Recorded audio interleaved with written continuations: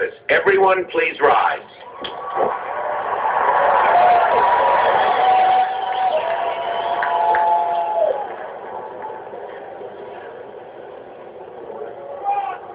Please raise your right hand and repeat after me. I, Barack Hussein Obama, do solemnly swear. I, Barack Hussein Obama, do solemnly swear that I will faithfully execute the office of President of the United States the office of President of the United States and will, to the best of my ability, preserve, protect, and defend the Constitution of the United States. the Constitution of the United States. So help you God. So help me God. Congratulations, Mr. President.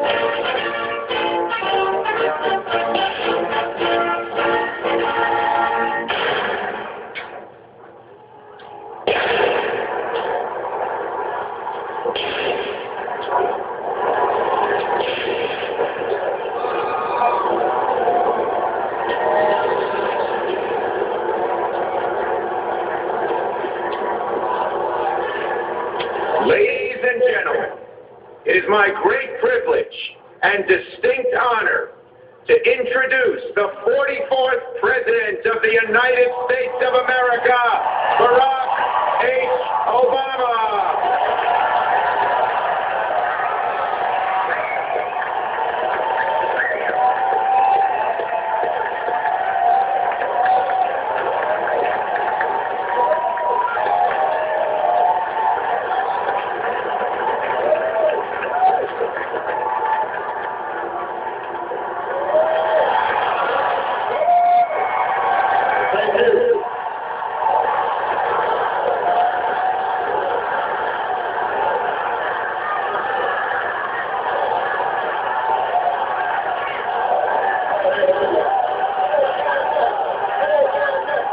Thank you so much.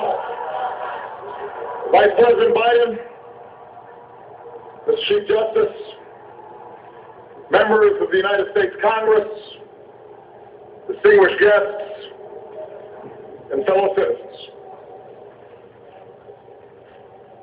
Each time we gather to inaugurate a president, we bear witness to the enduring strength of our Constitution.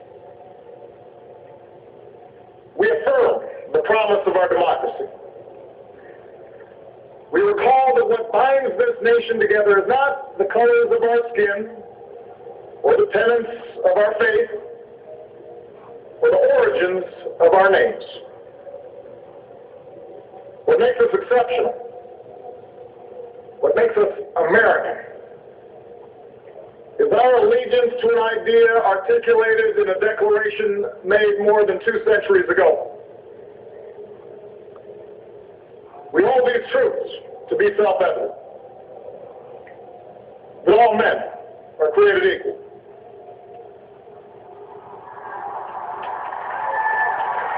that they are endowed by their Creator with certain unalienable rights, that among these are life, liberty, and the pursuit of happiness. Today, we continue a never-ending journey to bridge the meaning of those words with the realities of our time. For history tells us that while these truths may be self-evident, they've never been self-executing. That while freedom is a gift from God, it must be secured by His people here on earth. The patriots of 1776 did not fight to replace the tyranny of a king with the privileges of a few, or the rule of a mob.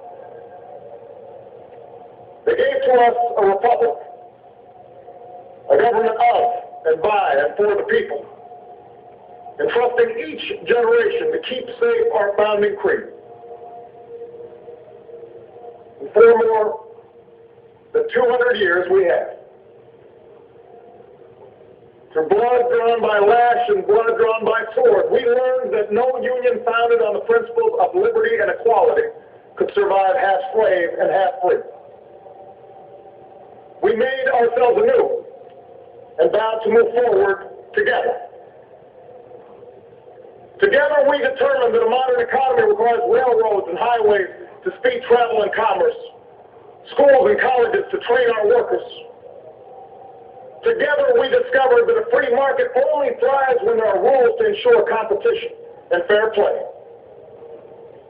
Together we resolved that a great nation must care for the vulnerable and protect its people from life's worst hazards and misfortune.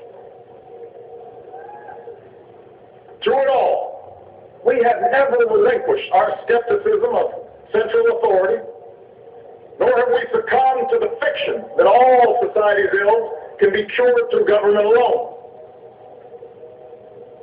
Our celebration of initiative and enterprise, our insistence on hard work and personal responsibility, these are constants in our character. We have always understood that when times change, so must we. That fidelity to our founding principles requires new responses to new challenges. That preserving our individual freedoms ultimately requires collective action. For the American people can no more meet the demands of today's world by acting alone than American soldiers could have met the forces of fascism or communism with muskets and militias.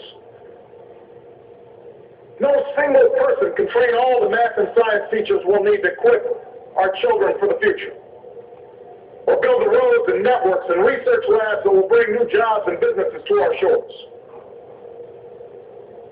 Now, more than ever, we must do these things together, as one nation and one people.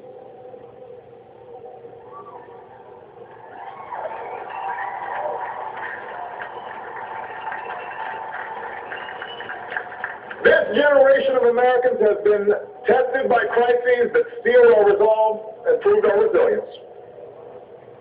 The decade of war is now ending.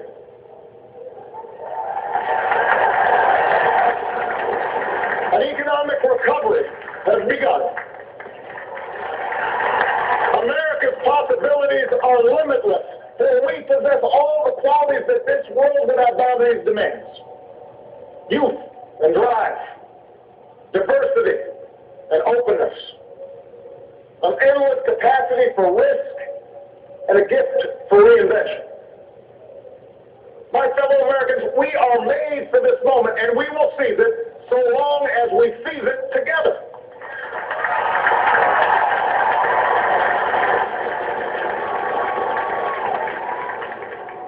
For we, the people, understand that our country cannot succeed when a shrinking few do very well and a growing many barely make it. We believe that America's prosperity must rest upon the broad shoulders of a rising middle class. We know that America thrives when every person can find independence and pride in their work. When the wages of honest labor liberate families from the brink of hardship. We are true to our creed when a little girl born into the bleakest poverty knows that she has the same chance to succeed as anybody else because she is an American, she is free, and she is equal not just in the eyes of God, but also in our own.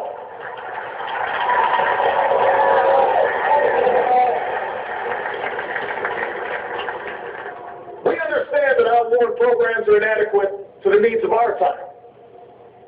So we must harness new ideas and technology to remake our government, revamp our tax code, reform our schools, and empower our citizens with the skills they need to work harder, learn more, reach higher. But while the means will change, our purpose endures. A nation that rewards the effort and determination of every single American. That is what this moment requires. That is what will give real meaning to our creed. We, the people, still believe that every citizen deserves a basic measure of security and dignity. We must make the hard choices to reduce the cost of health care and the size of our deficit. But we reject the belief that America must choose between caring for the generation that built this country and investing in the generation that will build its future.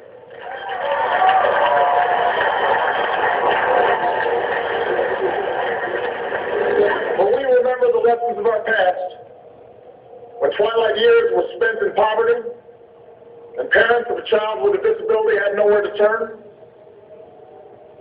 we do not believe that in this country freedom is reserved for the lucky or happiness for the few. We recognize that no matter how responsibly we live our lives, any one of us, at any time, may face a job loss or a sudden illness or a home swept away in a terrible storm. The commitments we make to each other through Medicare, and Medicaid, and Social Security, these things do not sap our initiative, they strengthen us. They do not make us a nation of takers, they free us to take the risks that make this country great.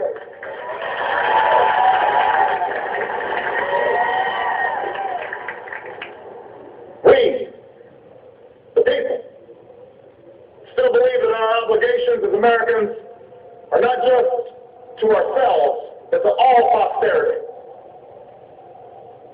We will respond to the threat of climate change, knowing that the failure to do so would betray our children and future generations.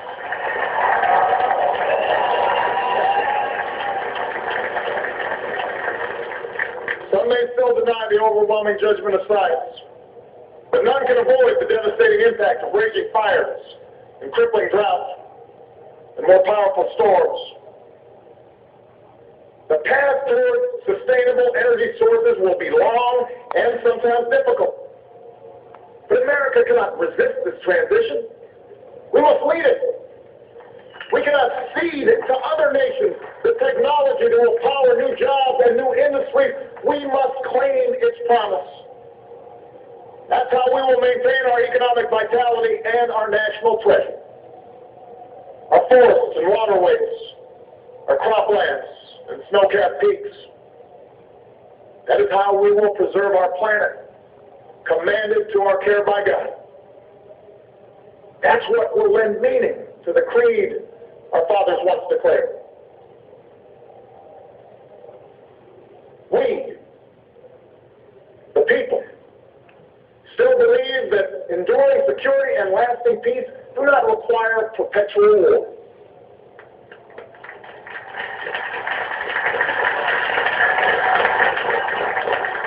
Our brave men and women in uniform, tempered by the flames of battle, are unmatched in skill and courage. Our citizens, feared by the memory of those we've lost, know too well the price that is paid for liberty. The knowledge of their sacrifice will keep us forever vigilant against those who would do us harm. But we are also heirs to those who won the peace and not just the war, who turned sworn enemies into the surest of friends, and we must carry those lessons into this time as well. We will defend our people and uphold our values through strength of arms and the rule of law. We will show the courage to try and resolve our differences with other nations peacefully, not because we are naive about the dangers we face, but because engagement can more durably lift suspicion and fear. America will remain the anchor of strong alliances in every corner of the globe. And we will renew those institutions that extend our capacity to manage crisis abroad. For no one has a greater stake in a peaceful world than its most powerful nation. democracy from Asia to Africa, from the Americas to the Middle East, because our interests and our conscience compel us to act on behalf of those who long for freedom. And we must be a source of hope to the poor, the sick, the marginalized, the victims of prejudice, not out of mere charity, but because peace in our time requires the constant advance of those principles that our common creed describes: tolerance and opportunity, human dignity, and justice. We, the people, declare today that the most evident of truths, that all of us are created equal, is the star that guides us still. Just as it guided our forebears through Seneca Falls and Selma and Stonewall, just as it guided all those men and women, sung and unsung, who left footprints along this great mall, to hear a preacher say that we cannot walk alone, to hear a king proclaim that our individual freedom is inextricably bound to the freedom of every soul on earth.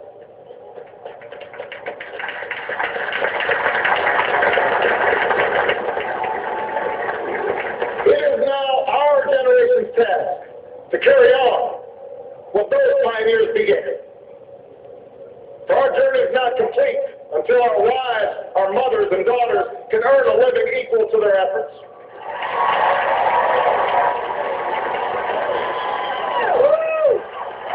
Our journey is not complete until our gay brothers and sisters are treated like anyone else under the law. For if we are truly created equal, then surely the love we commit to one another must be equal as well. Our journey is not complete until no citizen is forced to wait for hours to exercise the right to vote. Our journey is not complete until we find a better way to welcome the striving, hopeful immigrants who still see America as a land of opportunity, until bright young students and engineers are enlisted in our workforce rather than expelled from our country.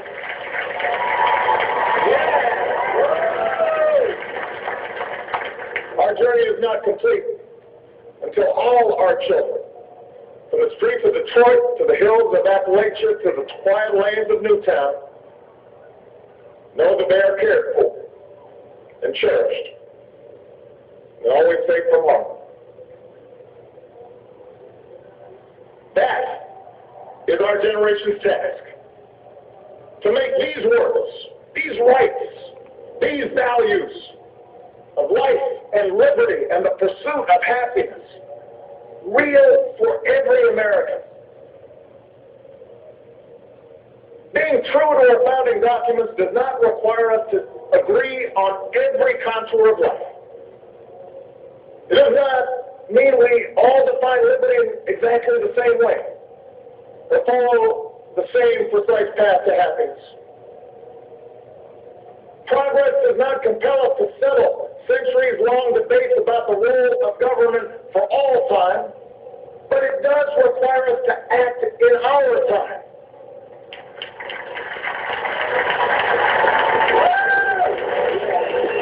For now, decisions are upon us, and we cannot afford delay. We cannot mistake absolutism for principle, or substitute spectacle for politics, or treat name-calling as reasoned debate. We must act. We must act knowing that our work will be imperfect. We must act knowing that today's victories will be only partial, and that it will be up to those who stand here in 4 years, and 40 years, and 400 years hence to advance the timeless spirit once conferred to us in a spare Philadelphia hall.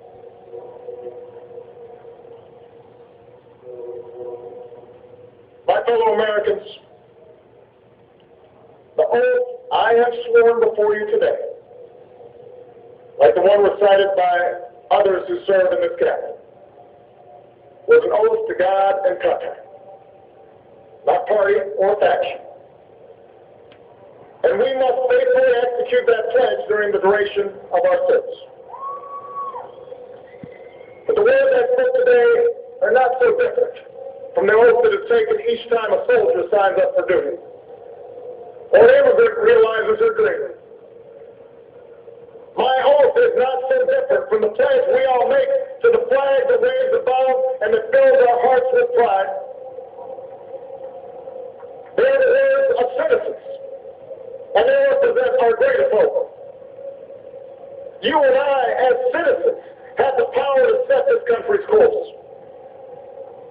You and I, as citizens, have the obligation to shape the debate of our time, not only with the votes we cast, but with the voices we lift in defense of our most ancient values and enduring ideas.